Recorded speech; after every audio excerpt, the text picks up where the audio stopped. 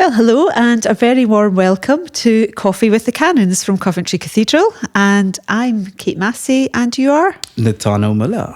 And we are indeed having coffee. With the Canons. These are the best mugs that the shared kitchen afforded at the start. The best we could do. They're the best Yes. we could do. We might see if we can up our mug game. Yeah. Tell us about your mug. Okay. My mug, I won a tombola. And so that's where this one came from. And I have so many mugs at home. It was a set of 4 mugs. I donated them to the cathedral kitchen. Yeah. I was spoiled for choice. My mug has a sheep in blue wool with, I think, sneakers or boots. I'm not too sure. But I think it's very metaphorical for what I feel today. Oh, you're feeling blue? No, all sorts of crazy. All sorts of crazy. That's fine. It's also, and it's kind of, it fits your vibe for your not at work dress. Absolutely. Yeah. Absolutely. Nitano is my trendy colleague and anyway. But anyway, we're delighted to welcome you to our podcast. We thought it would just be a fun way of you getting to know a bit more about the cathedral and its ministry and some of the weird and wonderful things that happen here.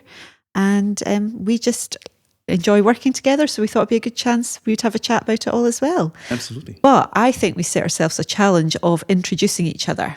So you have to remember something about me, and you can go first because that'll give me time to think of something to say about you. That is so unfair, Kate, but You've been phenomenal. Kate is the Canon for Arts and Reconciliation, formerly Vicar of St. Paul's in Stockingford. Yes, not too long ago. Married to Liam, mother of 3 gorgeous daughters and a beautiful dog, Luna. Trying to think what else is there in your wheelhouse. You were a doctor in... Oh, yeah, long time ago. Psychiatry? Yes. Finally got that right because you've always been the GP. Yes, I was never a GP. Your husband is. I'm trying to think anything else that was... Oh, no, you're already doing way better than Fantastic. I'm going to do, so that's fine. Your turn. And this is my amazing colleague, Nitano, who we are just so honoured you came all the way from South Africa to work here, which is incredible, because before that you were rector at False Bay, which is somewhere in South Africa. My South Africa geography is really not good. Sure. And and before you were a clergy person, you were a teacher. Correct. I can't remember. Was it secondary school or Primary. Primary. Wow. Ah, gosh, yeah. Well That's yes. No. I'm just in awe because I think primary school teachers are legendary. Sure. I had 3 kids and just about coped with that. 30, no, definitely not. Maybe not. Kate, you've been with us for how many months now? Oh, about 3, 4, something like that. Yes. Amazing. You've been incredible. What's been the kind of sort of standout moments for you? Oh my goodness. I think it's really interesting because I came from the diocese. You come from another hemisphere. Right. I came from, 10 miles up the road. And I've been around Coventry for a long time. So I kind of rocked up thinking, I know the cathedral quite well. And by lunchtime on my first day, I was like, I knew about 10% of what happens in this place. It is just bonkers in the best possible way. It is obviously a place of worship. And you, of course, I forgot to tell you what you do. You're the canon for worship and welcome. So our incredible worship is created and led by Nitano and his team, which is amazing. So obviously we're a place of worship. We're here to worship God and glorify God. And then because of our distinct kind of story and history, we do lots and lots of other amazing things too. We work with schools. We have arts and events happening all the time. There's so much going on. I think that's the thing that really blew my mind was just how much happens here. So, yeah. It's been incredible. I mean, I've been here for about 18 months now. Yep. Can't believe it. It feels like I've been here for 12 years. Part of the old guard now. Absolutely.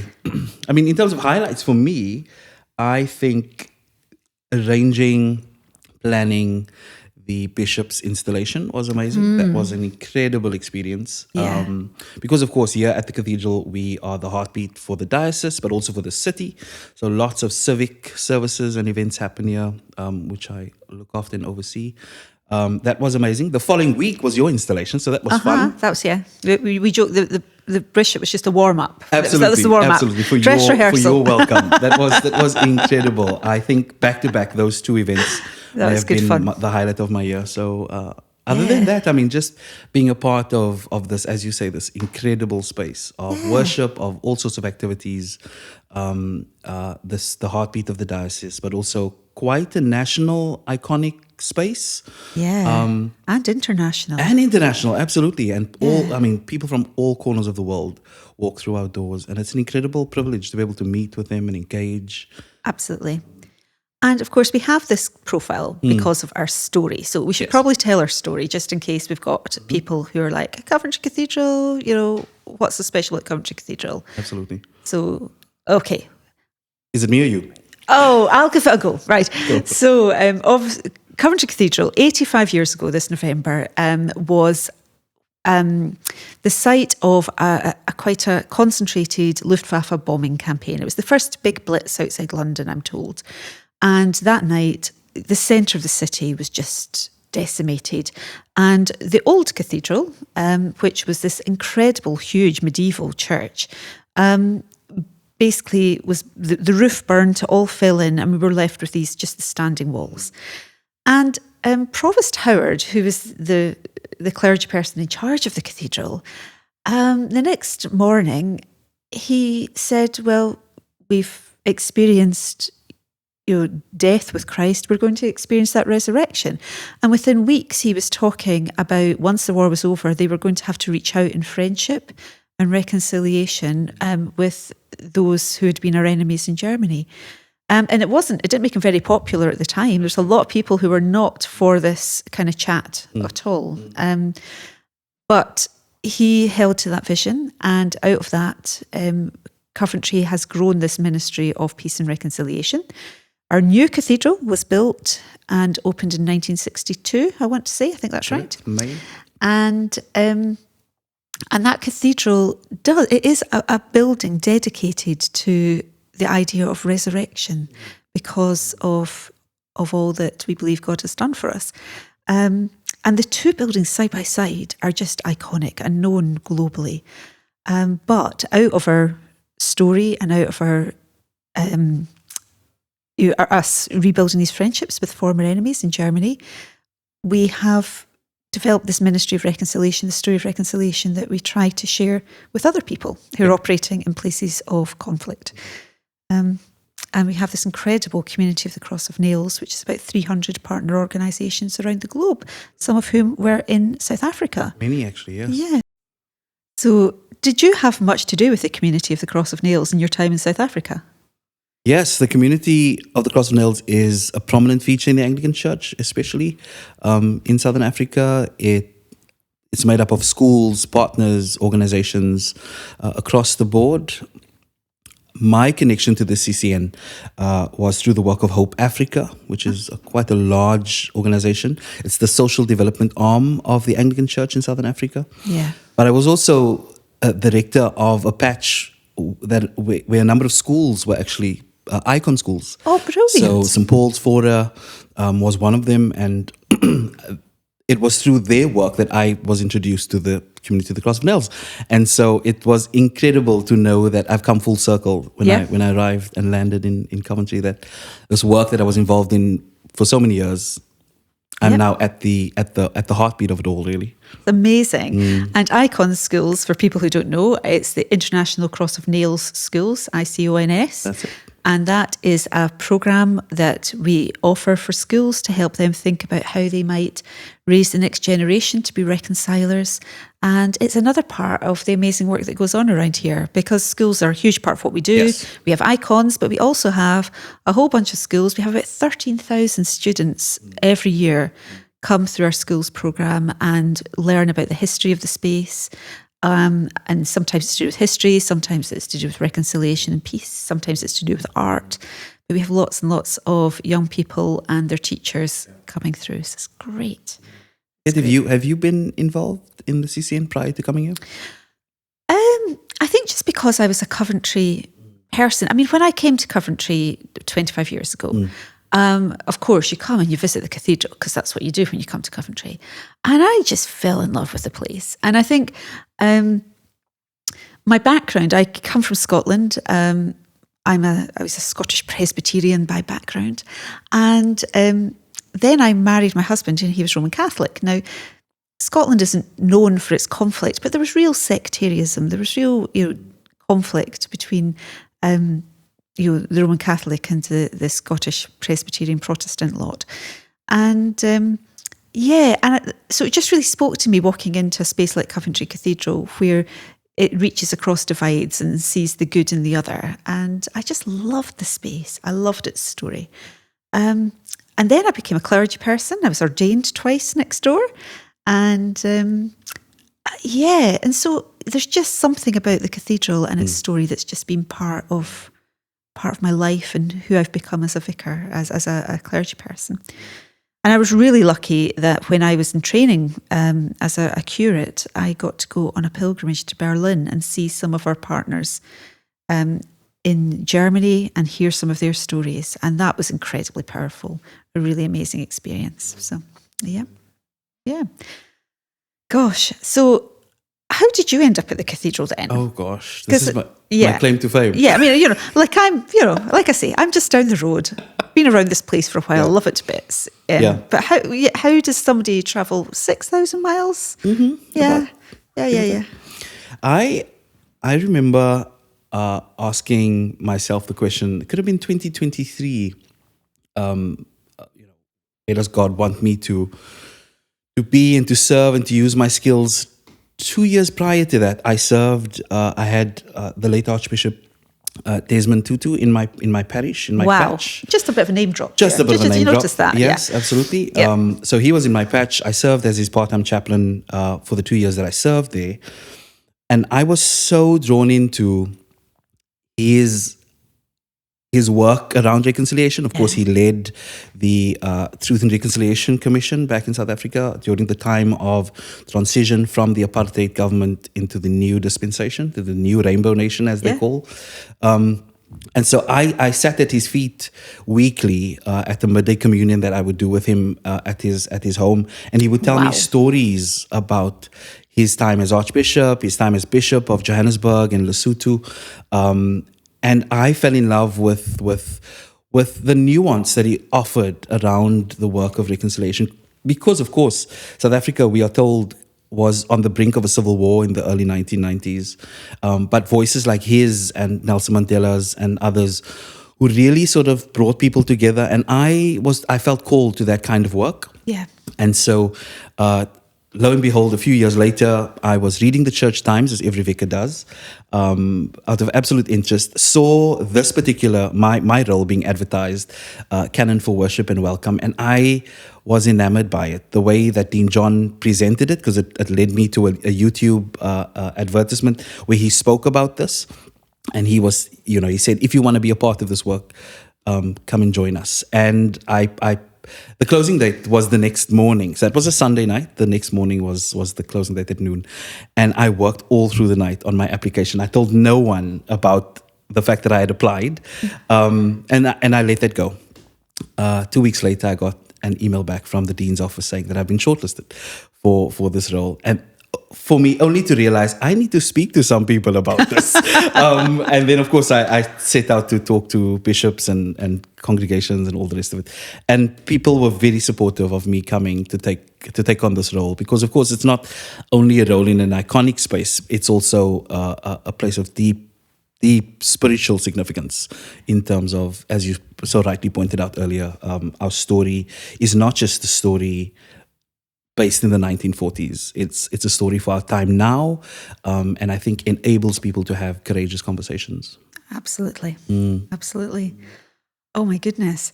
So reconciliation is a huge topic, and it's a little bit one of these things where we kind of, you rush in where angels fear to tread, because the minute you say, we're all about reconciliation, you discover just how how difficult it is. And Yes. there was a press release, and they picked it up. And but the headline was something along the lines of "Focus for new canon is world peace."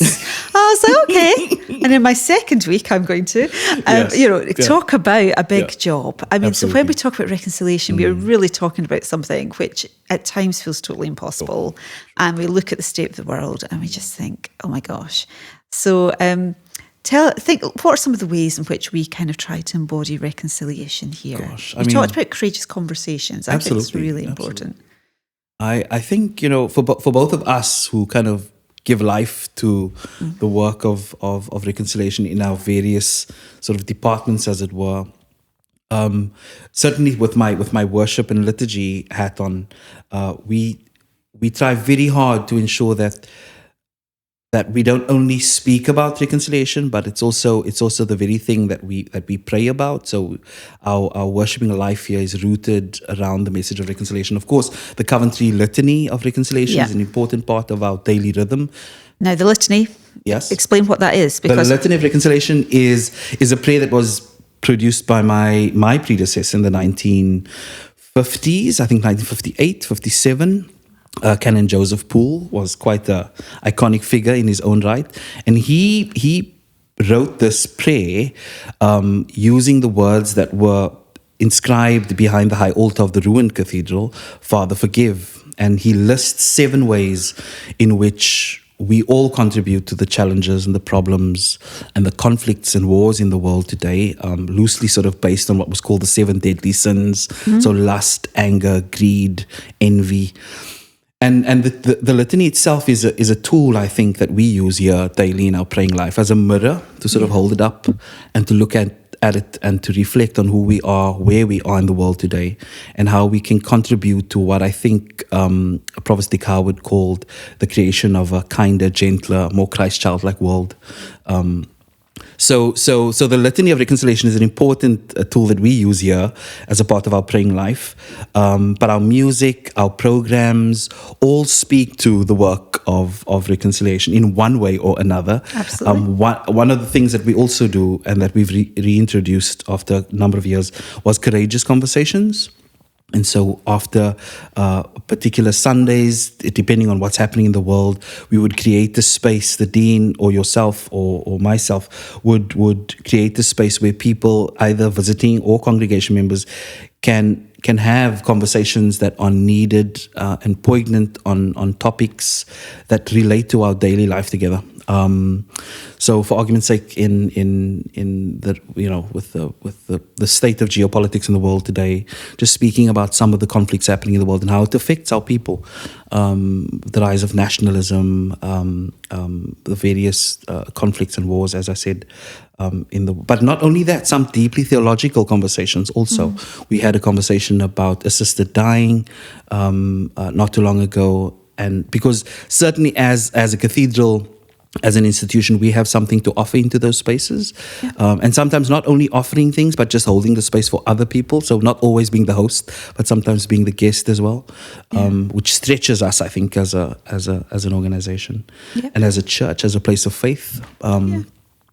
So that's certainly how within my field we do that. How in the arts do we make this happen? Wow. I mean, I had so many people when I told them about my new job, and they're like, arts and reconciliation, how do they fit together? And I'm like, they are absolutely essential together, because reconciliation, that actual decision to not, push the other away, to not take vengeance, but, to try and seek a restored relationship, that's a really difficult thing to do. And it's not something that is just a head thing. It's very much a heart thing.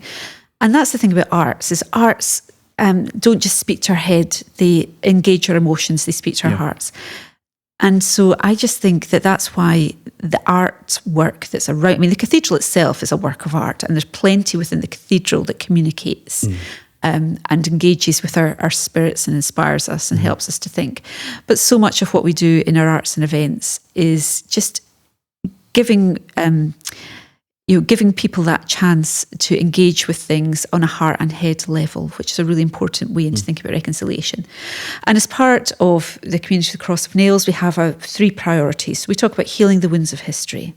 We talk about learning to live with difference and celebrate diversity. And I have to say, that one's probably my favourite, because that's the party one. Sure. That's the one where we get people together doing different things and get put groups of people together, and we do fun things together, and we realise that our shared humanity is so much more powerful than some of the things we think divide us. And then our 3rd priority is building a culture of justice and peace. So some of that is advocacy, some of that's about action. So, coming up, you were talking about the rise of nationalism, and obviously we have, flags, and flags are quite a contested conversation at the moment. And so one of my team is doing this incredible creative project where she's working with others people are going to make flags. I love that. So rather than take a symbol and put meanings onto it, they're going to create their own symbols. So they're using creativity and joy and people from different backgrounds getting together and using a flag as a point of connection rather than as something that divides them. Absolutely. Just a really exciting piece of work. I love that. Absolutely love that. Yeah, I think, within both the arts and within worship, we are able to, and certainly welcome, we are certainly able to give life to this, to reconciliation, so that it's not just a word that we speak about. No. But it's something we actually do, because as a liturgist, we often say how we pray is how we believe, and how we live. So what we do within the confines, and not only the confines of the building itself, but through the network of partners we have across the world through the CCN, just is so important, so that we have reconcilers in the schools, we have reconcilers in the churches, in our partner organizations across the world. In our civic space. I mean, it's amazing. Absolutely. Now, were you, you'll be better at church history than me, I'm sure, but because we are currently, we have the new cathedral. Yes. We had the second cathedral, but there used to be a first cathedral here. Indeed. We used to have a cathedral went back to Lady Godiva and her husband Leofric, genuinely. Quite. She wasn't just a myth. And but that was a Benedictine institution. And their thing is that prayer is work and work is prayer, isn't it? It's that whole rhythm of life. Yeah. And so that it feels quite appropriate that here what we pray, particularly through inspired by the litany, becomes how we live, and it's quite exciting. So it's deep within our roots, I think. Yeah, absolutely. The work of reconciliation did not start on the 14th of November, or indeed the 15th of November 1940, but has been a part of who we are since the earliest foundations. Absolutely. In the 12th century. Yeah. And I think, it's very interesting, because I'm new into this role, but I'm already picking up it's great. I get invitations to go and talk to people about reconciliation and have these really interesting conversations, not just here, but we love invitations. Invite us, honestly. Please do, yes. But I'm being invited to go and talk to people, and the question that people kind of keep asking is, how do we do reconciliation? Is reconciliation possible? The world's a bin fire. Why are you even talking about reconciliation? And there's a million different answers to that, and I'm sure we'll get on to chatting about that, hopefully if this podcast gets more than one episode. But I think for me there is something really important about prayer and worship in terms of sustaining our hope as reconcilers, actually. And I think whether you're religious or not, it's really important in this season to think, what kind of sustains my hope? What gives me the courage to keep being a person who cares about reconciliation and connection and a hopeful future when fear and division seem to be so loud and so noisy? So what kind of sustains you in your work as a reconciler? Wow, that's such a big question, Kate. I mean, I as a liturgical being, I think my worshipping routine is what sustains me. Yeah. So sometimes I walk into the cathedral and I'm absolutely tired, I'm exhausted, but it's the pattern of prayer that we have here. So we pray in the morning prayer and Holy Communion. We have the litany at noon, and we have evening prayer, choral evensong in the evening. And those markers in my day, I think, help me to ground myself in the work, because it's such a, as I said earlier, it's such a stretching experience. We are drawn into all sorts of things, not only locally but internationally as well.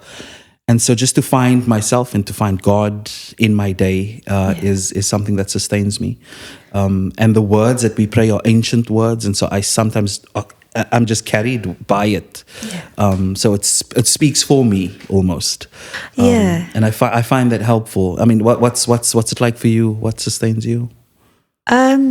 So I mean, obviously the prayer life, I've got to say that. No, but I genuinely mean it. Sure. I sometimes think, the prayer life of the cathedral, it's almost like, it's like a river. It's like a river of words and prayer that's been held by the whole church throughout centuries. And you just sit by the side of that river and are nourished by it as you go about what you want to do. But I think for me, I'm quite a visual person. And I think walking into the cathedral and seeing that tapestry of Jesus, and I can remember actually one of the previous canons for reconciliation here. He's now a bit more famous because he used to be an archbishop, a chap called Justin Welby. Yeah, you can name drop Archbishop Tutu. I'm going to name drop. Here we go. No, but he talked about. He was the sort of canon for reconciliation that would go off to the wilds of Africa and get involved with, people who were warring over oil fields and goodness knows what else. The job has changed a little bit since then, but he said that he used to sit in the cathedral before he was going off on another one of his madcap and very dangerous journeys, and he would look at the foot. There's on the tapestry, there's a huge image of Jesus, and between Jesus's feet there's this little image of a person, a kind of everyman, and just remembering that he was held, safe in Jesus. And I think for me it's about, I couldn't do. I think I could do the role we do with hope if it wasn't for the hope I have in my faith. Because when you look at Jesus's life, by the time he went to the cross, he looked like the world's greatest loser. He really looked like, it was that, they think it's all over. Because he'd lost his friends, he'd lost his life, he's lost his reputation, he'd lost everything. And yet there was still hope. And it's that, it says somewhere in the Bible that the power that was at work raising Christ from the dead is at work in you. And you just got to hang on to that what we do sometimes feels like whistling in a hurricane when we're talking of peace, reconciliation, community in a world that seems to be intent on war. But we have that hope that God can take small stuff and make it into big stuff. So that's my hope, I suppose. But anyway, that's sounding a bit like a sermon. Yes. And but that's what we do. No, we write some of them too. Yeah. But it's just, it's that hope. But I like that. I like the concept of hope, Kate. I mean, in your role now, since we're both fairly new, I mean, what are you hoping? What are you hoping for in your role? Either to achieve or to do, or? I just think that we're about to enter into, I think, it's already a bit of a rocky time geopolitically. And it's a rocky time politically at home as well. And I just think that my hope is that into that kind of scary narrative that seems to be so much the norm, and into that division, we just might be able to bring a different sort of voice. And I think we have, because we're an iconic building with a well-known story, and we've got a bit of a profile, not a huge profile. I'm not suggesting that we're celebrity influencers after one podcast, Nitano, but absolutely. But I think there's something about, we're perhaps in a position to encourage and draw together other people, religious or not, who really care about community and about peace and about reconciliation. And yes, I hope that we can continue to do that. We already do, but I think I'd like to see us do that more and more in these difficult times. And what about you? What are your hopes? Gosh, I mean, representation matters, I think, for me. It's very important. Yeah. And so I come from the deep south, the tip of the world, to be honest. And I'm hoping that in this role, I'm able to offer a global perspective, a global south perspective. Yeah. A black consciousness.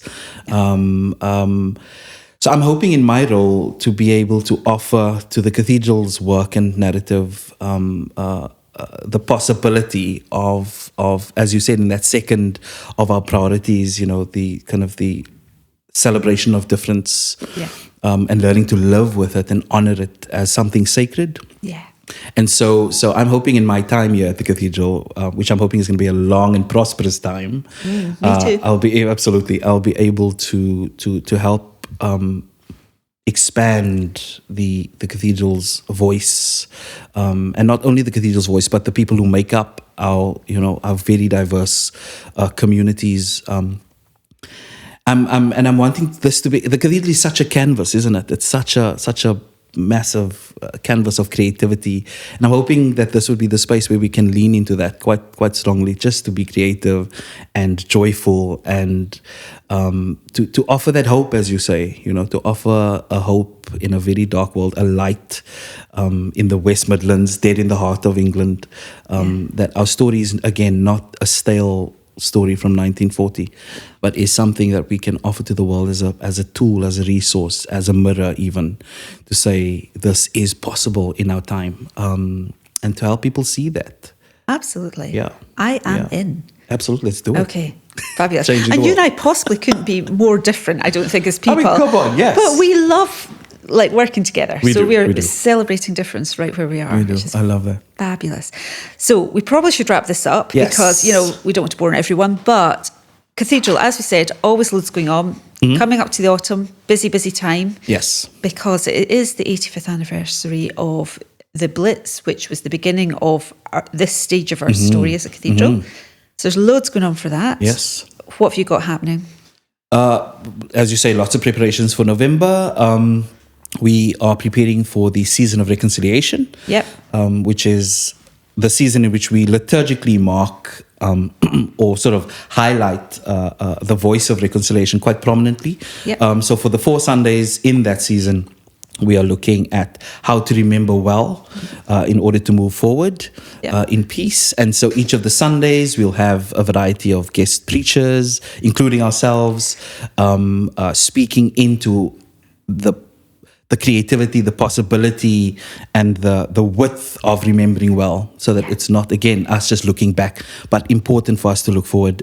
At the heart of that entire season is, of course, the commemorative event that we will host on the 14th of November. That's a Friday evening, together with our partners here in the city. And so we are going to mark the 85th anniversary of the Coventry Blitz. So the month of November is quite busy. It is. And we've got some other things. We've also got the Armed Man, which is the incredible concert that's on that week. We've got Wednesday evening. The Lord Mayor is having a peace lecture here, where we're going to be looking at, we've got an expert in domestic violence, and who's coming to talk to us about, peace and reconciliation within that sort of context. Correct. I'm so excited. We're going to try, I'm talking about this. It's going to happen. It has got quite a lot of organising to go yet. But we're going to launch our reconciliation season with 24 hours of prayer in the cathedral. That's We're going to be incredible. praying in shifts Yes. and doing cool prayer workshops and prayer stations, and different styles of service, everything from kind of a proper Anglican morning prayer through to people with guitars. It's going to be great. It's going to be amazing. And I'm just really looking forward to lots of different people coming to their cathedral, which is, as you say, is the church for our entire diocese and for our city, and praying for peace for the world as we do that together. So I'm really excited about that. Come and pray with us. Yeah, do. It'll be fun. So Fantastic. I think that's us. Thank you, Kate. Well, it's been amazing. Great chat. And shall we do yes. coffee again sometime? Please do. Yes, we are going to hopefully have more episodes of Coffee with the Canons. We're going to have some fantastic guests who are going to come and join us for conversation too. And I think our next podcast, we're going to have Professor Nirmal Puar, who has been a real friend to the cathedral over the last few years and is helping us to see our cathedral story in fresh ways. So watch out for that. See you soon. Bye.